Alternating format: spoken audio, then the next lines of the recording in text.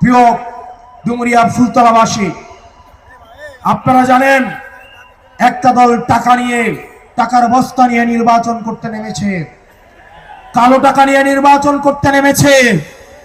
এটা আপনাদের দায়িত্ব। নির্বাচনের আগে একদিন টাকা নিয়ে 5 বছর গোলাম থাকবেন নাকি বিনা পয়সায় ভোট দিয়ে আগামী 5 বছর বিনা পয়সায় সেবা নিবেন? প্রিয় ডুমুরিয়াবাসী, ভোটের আগের দিন যদি আপনি একটা নির্দিষ্ট অঙ্কের টাকার কাছে আপনি বিক্রি হয়ে যান, আগামী 5 বছর আপনি গোলামি করতে হবে। সিদ্ধান্ত আপনার।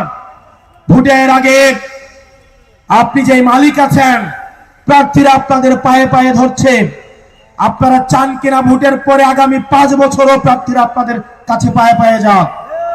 যদি আগে ভোটের আগের দিন নিজেকে বিক্রি করে দেন, তাহলে আপনার আর মালিক থাকার সুযোগ নাই। আগামী 5 বছর আপনাকে গোলামি করতে হবে। প্রিয় জনগণ, ভোট হচ্ছে পবিত্র আমানত।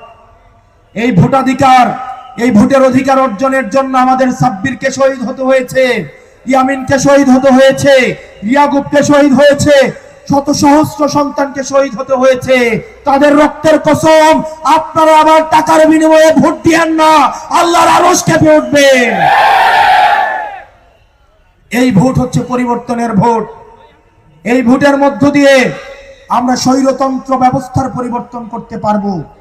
আপনারা জানেন, একটা পক্ষ গোপনে উপেনে জানিয়েছে হ্যাঁ ভোটের পক্ষে, কিন্তু তারা গোপনে নায়ের পক্ষে প্রচার চালিয়ে যাচ্ছে। তাদের এই মুনাফিকি ইতিহাসে লেখা হয়ে থাকবে। তাদের আচার আচরণে মনে হচ্ছে তারা স্বৈরতন্ত্র টিকিয়ে রাখতে চাচ্ছে শুধুমাত্র হাসিনা ছাড়া।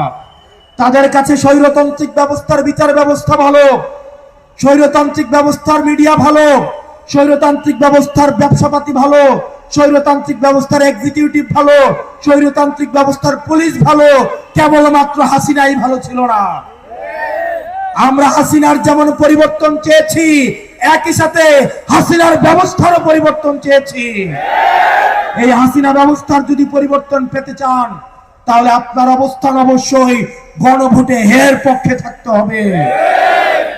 প্রিয় ডুমুরিয়া ফুলতলিবাসী, আগামী নির্বাচনে আপনাদের এই আসনের যিনি প্রার্থী হয়েছেন, উনি এমন একজন মানুষ, ওনার যে যোগ্যতা রয়েছে, উনি বাংলাদেশের যে কোনো আসন থেকে প্রার্থী হওয়ার ওনার সক্ষমতা রয়েছে।